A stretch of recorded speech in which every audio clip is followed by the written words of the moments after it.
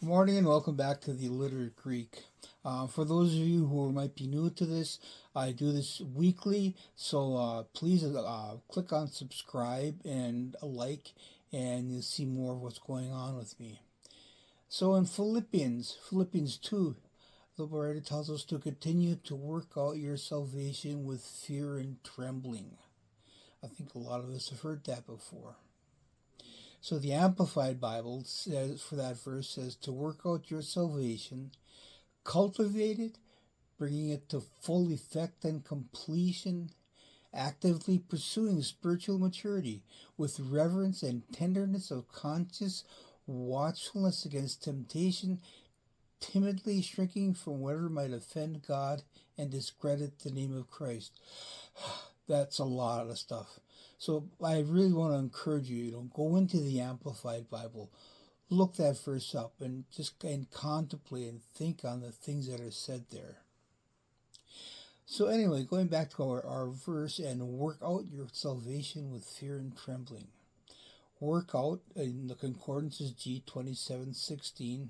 It's the Greek word katergazomai. It means to perform, accomplish, or achieve. To fashion or render one fit for something. We also have the word trembling, G5156, tromos, the anxiety of one who distrusts his ability to meet all requirements to fulfill a task. And then finally the word fear, work out your salvation with fear and trembling. G5401, it's the Greek word phobos, and commonly it refers to dread and terror. But the other definition that the Concordant Literal gives to that is reverence for one's husband. Interesting. See, we have become a very independent and even fiercely rebellious society, so much so that our flesh recoils at the word submit, or the idea that we should listen to someone telling us what to do. Are you talking to me? But it's not about me.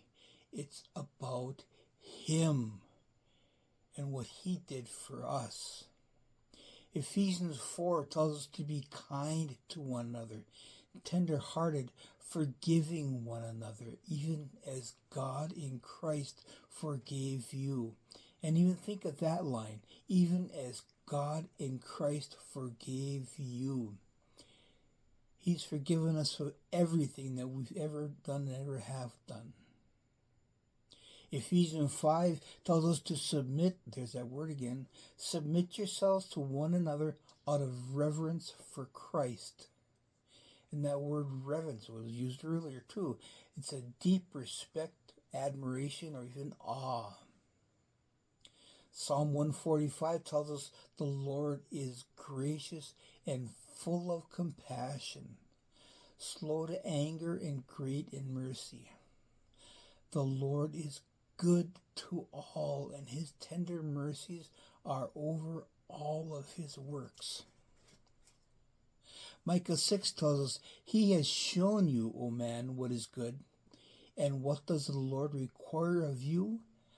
But to do justly, to love mercy, and to walk humbly with your God. And that is how you work out your salvation. Yes, with fear and trembling, but also with the tender mercies of Jesus, who gave all for all of us.